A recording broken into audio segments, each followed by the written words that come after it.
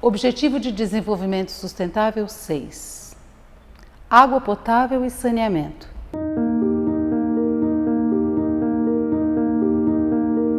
Os Objetivos de Desenvolvimento Sustentável são um apelo global à ação para acabar com a pobreza, proteger o meio ambiente e o clima e garantir que as pessoas em todos os lugares possam desfrutar de paz e de prosperidade. Estes são os objetivos para os quais as Nações Unidas estão contribuindo a fim de que possamos atingir a Agenda 2030 no Brasil. ODS 6, água potável e saneamento. O mais importante insumo do planeta tem sido sistematicamente desperdiçado e contaminado. Existem muitos países e mesmo localidades no Brasil em que as populações não têm acesso à água potável. Isso mesmo sendo o Brasil o detentor de 12% das reservas de água doce do planeta, o que representa mais da metade do continente sul-americano. Também grave é o fato de termos passado por severas crises hídricas, como as recentes ocorridas no sudeste do país, impactando inclusive a cidade de São Paulo. Segundo a ANA, a Agência Nacional de Águas, mais de 35 milhões de brasileiros ainda não têm acesso à água tratada. E quanto ao sistema de abastecimento de água potável, as perdas chegam a 37% em média. Em relação ao saneamento básico, a situação é ainda mais dramática. O Sistema Nacional de Informações sobre Saneamento e o painel Saneamento Brasil mostram que atualmente 96 milhões e meio de brasileiros, ou 46% da nossa população, não tem acesso à coleta de esgoto. Todos os anos, o país registra mais de 273 mil internações por doenças de veiculação hídrica. Outro dado que nos envergonha é o que mostra que 1.700.000 moradias sequer possuem banheiro no Brasil, o que corresponde a mais de 5 milhões de pessoas. O abastecimento de água da cidade de São Paulo é realizado pela Companhia de Saneamento Básico do Estado de São Paulo, a Sabesp. O sistema produtor de água da Sabesp é composto por 8 sistemas que abastecem a capital e a região metropolitana. A cidade de São Paulo é abastecida pelos sistemas Guarapiranga, Cantareira e Alto Tietê, que contribuem com 84,6% do abastecimento de água da região metropolitana. E a distribuição de água é bastante desigual, dependendo da região. As áreas mais centrais da cidade possuem fornecimento de água constante. Já em localidades mais periféricas, o abastecimento sofre interrupções com frequência.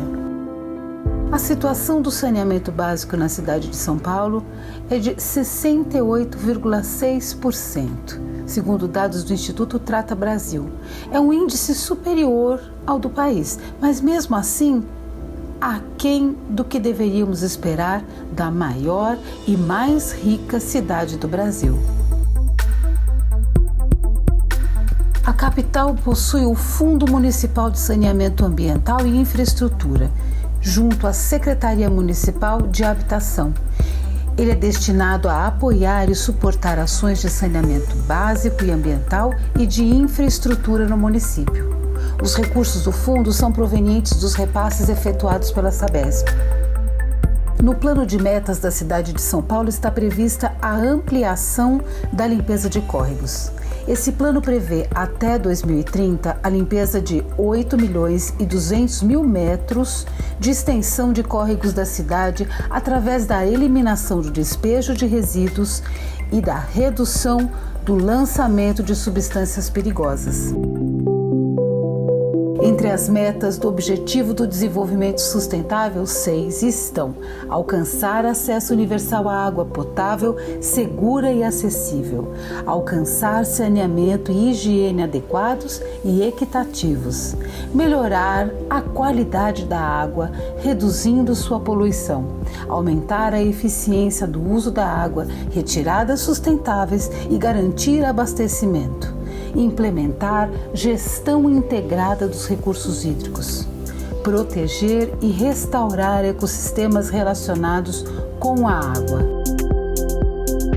Água limpa e disponível é um objetivo para se garantir o desenvolvimento da cidade e do país, pois sem água não existe produção agrícola, produção industrial e qualidade de vida para todas e todos, principalmente para nossas crianças, pois a água é tudo isso e também saúde para todos os seres que habitam São Paulo e o planeta.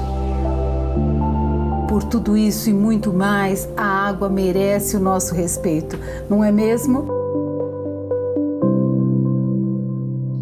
O convidado da Maratona ODS para falar do Objetivo do Desenvolvimento Sustentável de número 6, água potável e saneamento, é Edson Carlos, químico industrial de formação e presidente do Instituto Trata Brasil, uma das mais importantes organizações da sociedade civil com foco em saneamento básico e na proteção dos recursos hídricos do país. Edson, muito obrigado por sua participação nesta maratona.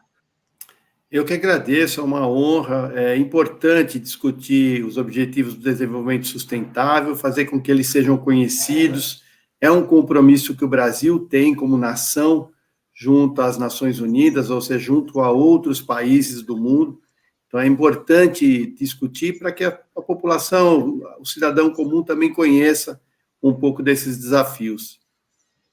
Bom, o ponto principal dessa ODS é assegurar a disponibilidade e a gestão sustentável da água e do saneamento para todos, né? A ideia é que se alcance o acesso universal e equitativo à água potável, segura e acessível. Bom, na sua opinião, como é que nós estamos nesse sentido? Nós estamos num bom caminho para atingir essa universalização? Não estamos. Infelizmente, a meta fala em 2030 levar serviços de água potável, coleta e tratamento de esgoto para todo mundo, universalizar o acesso ao serviço. E isso não vai acontecer.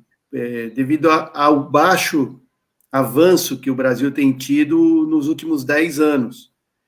Se a gente olhar, o Trata Brasil acompanha esses números, a gente avançou bastante historicamente no acesso à água potável, né? Tem 83% das pessoas no Brasil, pelos dados oficiais de 2018, têm acesso a água potável, mas sobram aí quase 35 milhões de brasileiros, quer dizer, a população do Canadá, ou metade da França, e não tem água potável nem para se higienizar no meio da maior pandemia que o planeta já viu nos últimos anos.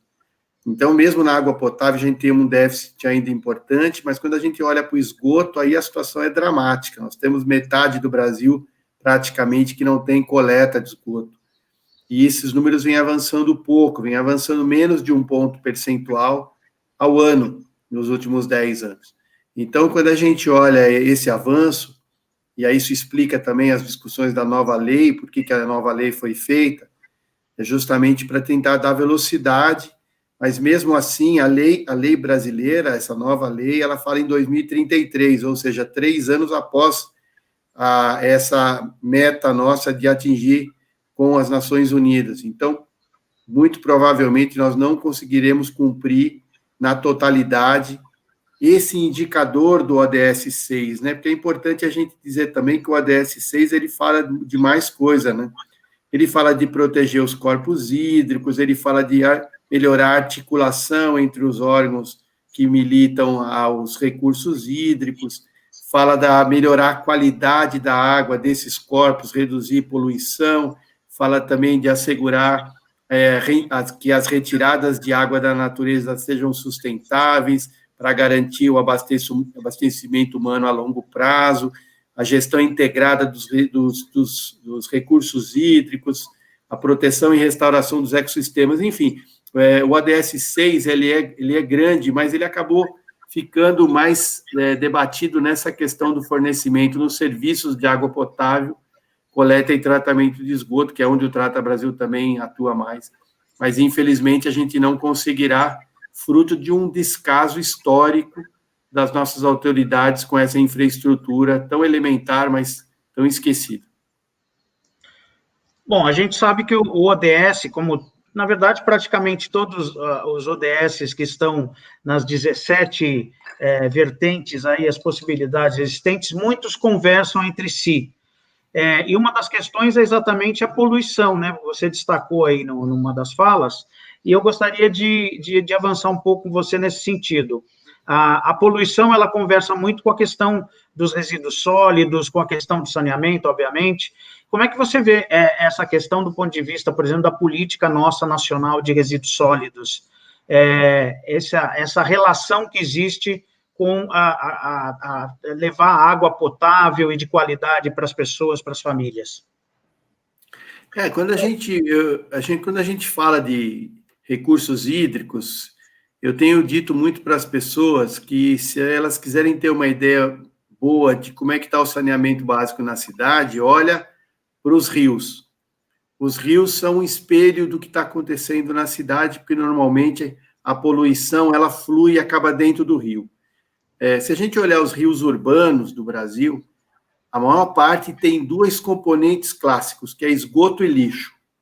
Esgoto, porque o serviço não foi feito na sua totalidade, nem nas áreas regulares, ou seja, nos bairros normais, muito menos nas áreas irregulares, nas favelas, nas áreas invadidas. Esse esgoto acaba fluindo para dentro do rio. E também, quando o serviço de coleta de esgoto não atinge a todo mundo, a coleta, a disposição final adequada do resíduo sólido, uma parte disso também acaba no rio. Então, é uma poluição que ela é visual, porque uma parte do lixo flutua e a gente vê, mas tem uma parte do lixo que não flutua e acaba no fundo do rio. A gente acaba não falando disso, mas é importante a gente falar. Muito do assoreamento dos rios também é lixo que não flutua, né, que acaba ficando junto ao leito do rio. Então, quando a gente olha, essa é uma situação que é do poder público, mas também cabe ao cidadão, porque uma parte do lixo, o cidadão que não coloca o lixo no dia certo, coloca em qualquer dia, vem a chuva, arrasta o lixo para... Isso acaba tudo dentro dos corpos d'água. Então, é importante a gente dizer que o cidadão também tem uma parcela de culpa nisso, né? Às vezes você tem a rede de coleta na rua, e o cidadão insiste em não conectar a casa dele lá para não pagar a conta, aí o esgoto dele vai parar no rio, ou ele coloca na rede de água de chuva, faz uma derivação do esgoto, em vez de jogar na rede oficial, joga dentro do bueiro ou dentro da tubulação de água de chuva, de forma irregular, isso acaba no rio também. Então, é por isso que eu estou dizendo que esses eventos são importantes para a gente mostrar que o meio ambiente, muitas vezes você fala, resolvi o meu problema, da minha casa. Não resolveu, porque o problema volta para você quando o meio ambiente não está saneado, o problema acaba voltando na forma de doenças. Então, se você tem um bom saneamento, mas o vizinho não tem, o outro vizinho não tem, o seu filho ficará doente do mesmo jeito, você ficará doente. Então, a gente tem que lutar por um meio ambiente integrado e bem cuidado. Bom, o mau uso e os desperdícios também são outra questão muito importante apontada pelo ODS 6 e são conhecidos principalmente no Brasil, né? Uma meta importante que fala em aumentar substancialmente a eficiência no uso da água, com retirada sustentável para contribuir para reduzir a escassez, melhorando o abastecimento de água, né? Como é que você vê essa questão? A gente tem tido avanços nesse sentido? Não temos tido, ao contrário, estamos regredindo. Essa é uma das coisas que a gente mais bate lá no Trata Brasil, a gente acompanhar os indicadores de água tratada, coleta e tratamento de esgoto, eles avançam um pouco, mas eles avançam, mesmo que pouco. No caso do desperdício de água, da ineficiência na distribuição de água, o problema só piora. A gente já chegou a ter índices médios de 36% no Brasil, de perda de água potável antes de chegar na casa da gente, e a gente voltou aos 38,5%. Então, isso significa que a gente tem feito muito pouco no combate às perdas de água, principalmente as companhias de água e esgoto. Isso não é um problema de vazamentos nas tubulações muito antigas que não foram trocadas, é falta de medidores ou medidores muito antigos, e também aí se soma as fraudes, o roubo da água, os gatos, que às vezes não é uma culpa só da empresa de água e esgoto, porque é em caso de polícia, muitas vezes, né? Porque aí um comércio rouba a água da rede oficial, uma área irregular que não tem água acaba tendo que fazer um furo, um gato na rede oficial. Então, é um conjunto de estratégias que tem que ser adotadas para a gente melhorar a eficiência. Eu estou falando água até chegar na casa da gente, não estou dizendo desperdício do cidadão, que é uma outra discussão também importante.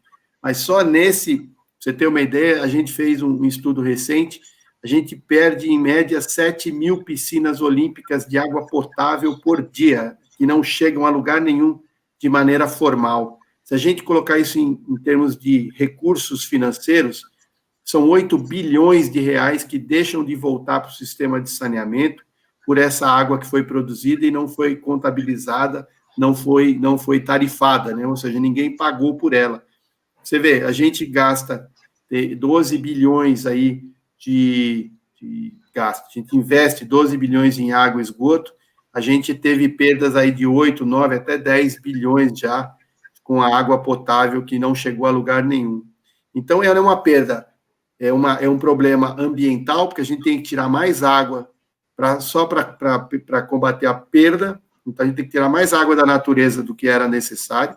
A gente tem uma perda financeira, porque esse dinheiro não volta para a companhia de água e esgoto, então impede que a companhia invista em mais serviços de água e esgotamento sanitário. E é uma perda social, que à medida que a tubulação vai sendo perfurada, é mais fácil quem mora longe ficar sem água, principalmente as periferias, né? Então, eu digo que a perda de água potável, ela é a sustentabilidade de ponta cabeça. Você tem perda nos 3 eixos da sustentabilidade. Então, infelizmente, a gente tá mal, e isso é um ponto que está na nova lei também, que passa a ser obrigatório o controle pelas agências reguladoras das perdas de água potável. Quer dizer, não bastasse os vários problemas que a gente tem, ainda nós temos uma regressão, na tua opinião, em relação a essa questão, Sim, é só olhar os números. Os números são os números oficiais, informados pelas próprias companhias de água e esgoto. A gente vinha diminuindo, se a gente pegar 2010, 2011, a gente estava na casa dos 36% de perda média. E voltamos para 38,5%, mas isso é perda média. Se a gente olhar para a região norte, por exemplo, as perdas médias são de 55%. Se a gente olhar no Nordeste a perda média é de 46%. Então, o que acontece? Uma cidade que perde menos acaba compensando uma cidade que perde mais, mas quando a gente olha regionalmente, a situação é dramática. Nós temos aí estados que perdem 70% da água potável. Nossa. Que não chegam de forma formal a nenhuma pessoa, né? Ou é gato, ou foi desviada, ou vazou antes de chegar na casa das pessoas. Então, é um drama mesmo. Em países desenvolvidos, a gente está falando de 10%, 15% no máximo. Quer dizer, nós estamos muito longe dos países desenvolvidos, e essa noção de que o país tem muita água é ruim. Primeiro porque não é verdade, né? Porque 70% da água doce do Brasil está na Amazônia, né? Não está aqui no Sudeste. No Sudeste tem 6% da água do Brasil, para 40% da população. Então, você vê que nós temos muita gente onde tem pouca água e temos muita água onde tem pouca gente. Mas acabou vendendo a gente, né, até as escolas, né, a gente aprendeu que o Brasil é um país abençoado em água, e é verdade, só que quando a gente olha localmente, a gente tem um problema gravíssimo no Nordeste, a gente tem um problema grave no Sudeste, e a gente tem uma situação mais favorável no Norte, no Centro-Oeste, mas aí a gente tem também, por outro lado, uma situação de falta de investimentos maior, né, nessas regiões que tem mais água. Eu acho que outro ponto que eu quero ver se você confirma ou não, que talvez a gente também não esteja num bom caminho e esteja até, de certa maneira, regredindo, é na questão da proteção e na recuperação dos nossos ecossistemas, que é fundamental para que a gente consiga atingir metas, né? Como a gente considera fundamental, que inclui a proteção à montanha, floresta, zonas úmidas, rio, aquíferos, lagos. Como é que você vê essa questão? Nós estamos realmente também com um problema sério nesse sentido? Tudo isso, esses ecossistemas, eles preservados, eles retêm água, eles ampliam a possibilidade de água para todos os usos. Então, quando você tem a floresta, você tem um controle, quando você tem matas, você tem um controle, a natureza mesmo faz um controle para que essa água chegue devagar aos rios. Quando você tem grandes chuvas, essas matas retêm a água, o solo retém e vai soltando, vai liberando essa água aos poucos por os cursos da água. Então, você tem um ambiente equilibrado. Quando você não tem a floresta, quando você não tem mata, a chuva arrasta a terra, arrasta o solo para dentro do rio, então você tem assoreamento, piora a qualidade da água, você não consegue reter, não dá tempo da água infiltrar no solo para poder formar e abastecer os aquíferos. Então, é o pior dos mundos, quando você degrada. Infelizmente, a gente tem visto isso acontecer muito, né?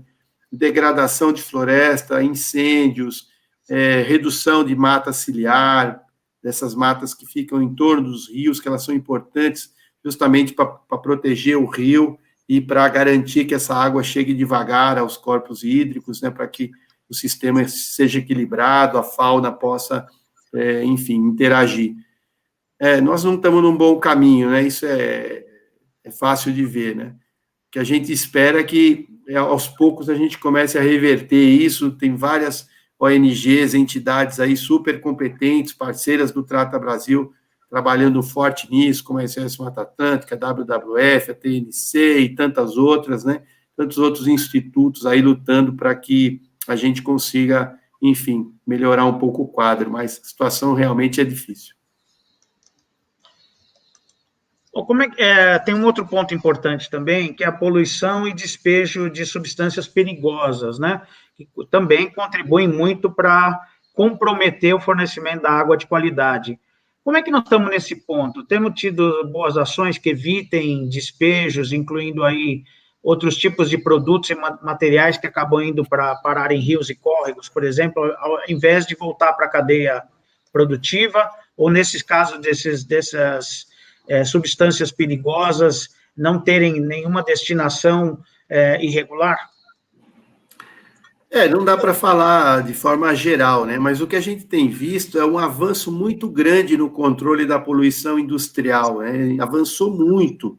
Se a gente pegar os últimos 20, 30 anos, a situação mudou completamente, porque os órgãos de fiscalização, eles se estruturaram bem, né? Eu mesmo vim da área petroquímica, antes do saneamento, e as indústrias, elas tiveram que investir milhões e milhões em equipamentos de proteção, seja para resíduos líquidos, sólidos, gasosos, tudo isso também virou um custo altíssimo para a indústria. Hoje, resíduo, seja ele gás, líquido ou sólido, é uma fortuna hoje para qualquer indústria grande. Então, isso passou, o controle da poluição dentro das grandes companhias passou a ser uma perseguição diária, com técnicos, com engenheiros, com áreas bem preparadas. Então, isso melhorou bastante. É claro que ainda tem empresas que poluem, isso todo lugar do mundo tem e sempre vai ter, por isso que os órgãos de controle, os órgãos de fiscalização ambiental são muito importantes e tem que continuar perseguindo, mas a minha tendência é dizer que a poluição dos corpos hídricos no Brasil hoje, claro que tem exceções, locais de garimpo, locais de distritos industriais que não estão conectados a redes de esgoto e tal, mas eu acho que são exceções. A gente avançou muito, principalmente nas grandes áreas metropolitanas, com relação a esse outro tipo de poluição. Por outro lado, como a gente avançou pouco no esgoto e pouco no lixo, a gente acabou aumentando a participação desses dois componentes na poluição ambiental, né? Antes a gente falava muito de poluição industrial, hoje a gente fala mais de poluição doméstica, que não avançou da mesma forma que outros. Também tem o caso dos agrotóxicos, né, que é importante a gente dizer. Também houve um controle grande dos agrotóxicos. Hoje, o sistema de coleta das embalagens usadas de agrotóxicos é um modelo, não só no Brasil, no mundo, né? O Brasil avançou muito nesse tipo de coleta das embalagens de produtos agrícolas, defensivos agrícolas, que antes eram jogados na natureza. Hoje, esse sistema é premiado. Então, a gente teve avanços em algumas áreas. Infelizmente, nessa área da poluição doméstica, a gente avançou menos. Interessante, né? Quer dizer que na questão doméstica estamos com muitos problemas e na questão industrial, que são realmente produtos que trazem consequências enormes pela toxicidade de alguns produtos, estamos melhorando, né? Edson, na sua opinião, nós estamos agora com um marco regulatório, né, um novo marco regulatório do saneamento básico, muitas expectativas com relação a ele. Em relação às metas propostas pelo ODS, o que o marco regulatório do saneamento vai contribuir efetivamente para que o Brasil atinja as metas a serem alcançadas aí? Como é que você vê isso? Bom, a gente está colocando muita fé, muita esperança nessa nova lei. Nós trabalhamos 2 anos conversando com o governo e mais 2 anos dentro do parlamento, apoiando essa nova lei. Não que a outra fosse ruim, não é verdade, a lei 11.445 de 2007 era considerada uma lei moderna, uma lei avançada, mas 11 anos depois, em 2018, o que a gente viu é que o avanço tinha sido muito pequeno comparativamente à esperança que a gente tinha na época, né?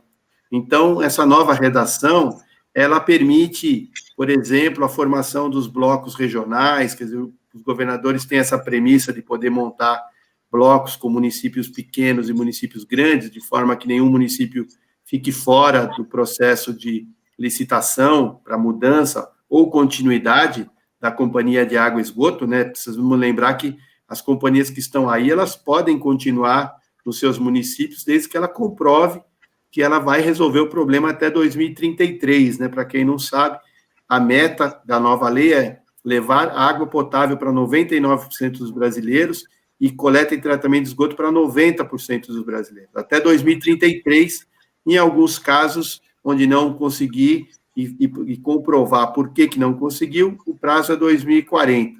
Então, ou 2033 ou 2040, as companhias de água e esgoto vão ter que levar os seus municípios até essas metas aí que eu disse. Então, primeiro, ter uma meta nacional já é muito importante, porque antes não tinha.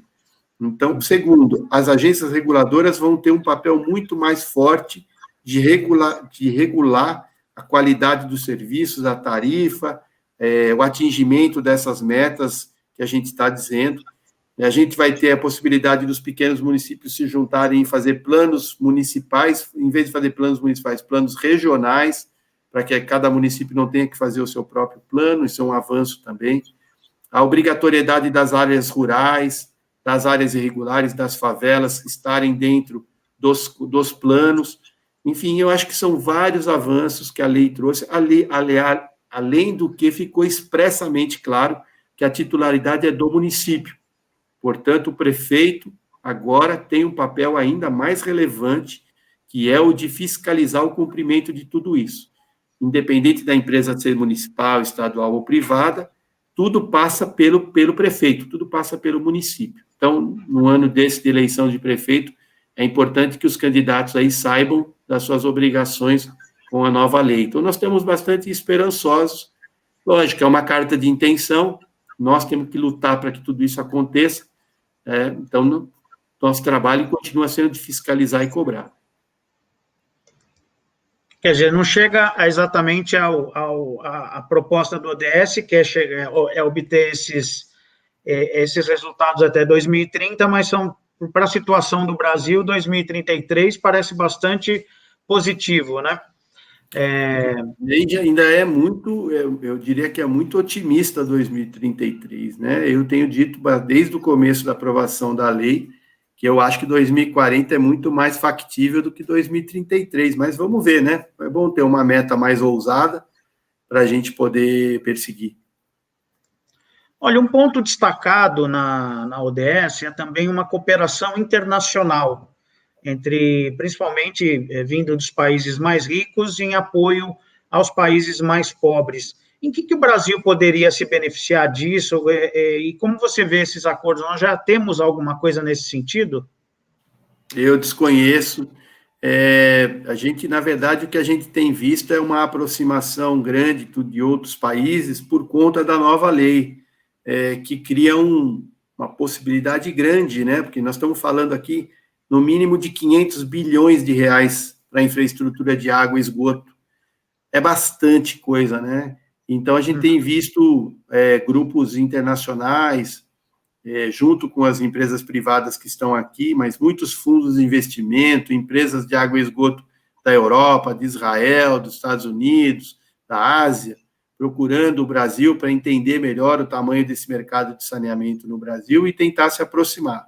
Mas, em termos governamentais, eu não tenho visto uma articulação com outros países para trazer tecnologia. Isso tem ficado mais como iniciativas pontuais do próprio setor, das entidades setoriais que convidam. Nós mesmos já fizemos 2 eventos com o governo do Japão para ver tecnologias japonesas para áreas rurais, para áreas isoladas.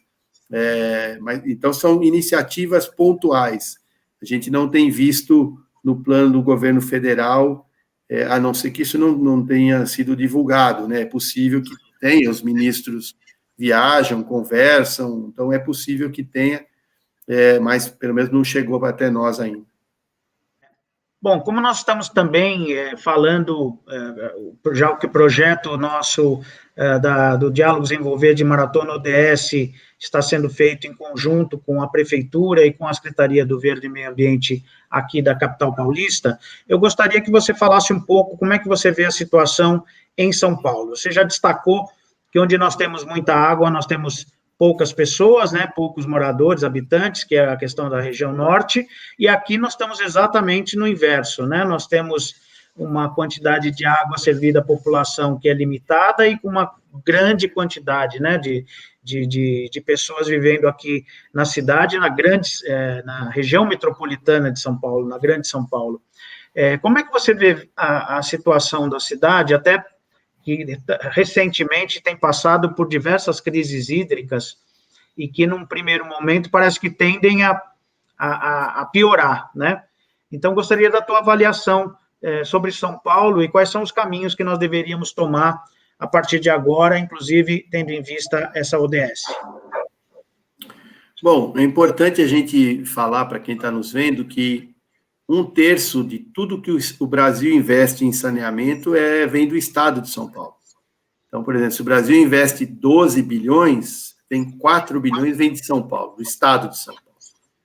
A maior parte, 2/3 disso, normalmente é a Sabesp, que é a maior companhia de água e esgoto do Brasil, uma das maiores do mundo, que é a cidade que opera água e esgoto na cidade de São Paulo. Então, a cidade, em termos de empresa, a cidade está muito bem.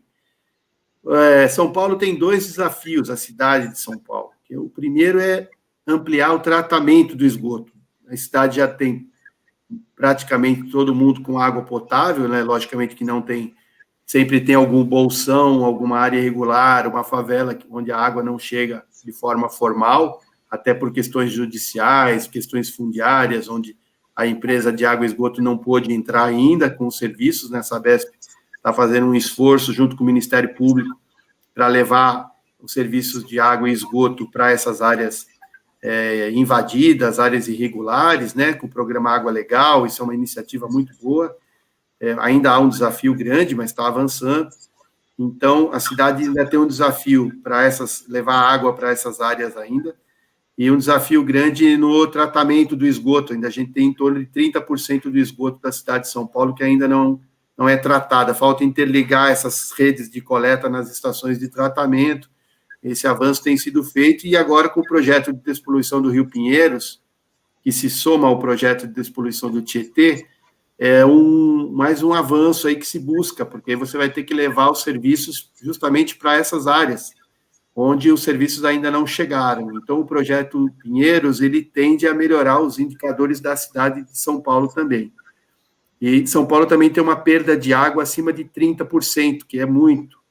A gente sabe da dificuldade, é uma cidade grande, complexa, toda asfaltada, não é simples, mas nós temos que cobrar que esses indicadores caiam também na cidade de São Paulo. Agora, a cidade de São Paulo não é uma ilha, né? Eu sempre falo isso, não adianta a cidade de São Paulo chegar a 100% em tudo, se os municípios do entorno também não andarem na mesma velocidade. Porque, por exemplo, os rios, eles são de uma bacia hidrográfica. Então, o ABC, por exemplo, os esgotos do ABC vêm para a cidade de São Paulo, no Tietê, Guarulhos vem, Osasco vem. Então, é importante que a cidade de São Paulo avance, mas é importante que a área metropolitana toda avance, principalmente na bacia do Alto Tietê, para que a gente consiga ver os rios numa qualidade melhor. A maior parte dessas cidades estão com a Sabesp, mas algumas não estão, caso, por exemplo, de Mogi das Cruzes, agora Santo André passou a ser Sabesp também, Guarulhos passou a ser Sabesp, isso dá uma integração maior aí nos esforços que a companhia faz. Então, assim, São Paulo, ele pode ter indicadores melhores, deve ter indicadores melhores, que a gente acredita que esses esforços que estão sendo feitos aí para a despoluição dos principais rios, eles, consequentemente, ajudarão aí. E também é importante que as pessoas que têm moradias que não conectadas ainda às redes, que se conectem, que falem com a empresa para conectar suas casas, porque também não adianta, a empresa faz o esforço, leva a rede de coleta e o cidadão decide que não precisa conectar a casa dele ali para não pagar a conta, ou ele acha que ele tem uma fossa e que já é suficiente. Quer dizer, para o meio ambiente, o problema vai continuar. Então, ainda há desafios para a cidade de São Paulo, para a área metropolitana. Então, a gente sempre continua cobrando, porque a gente sabe que a Sabesp pode e está fazendo e pode fazer mais. Então, a gente está vigilante aí para que isso tudo aconteça. Edson Carlos, muito obrigado por sua participação e disponibilidade de tempo aqui para estar com a gente. Obrigado, até a próxima. Agradeço, sempre à disposição, um abraço a todos, sempre à disposição lá no Trata Brasil. Abraço.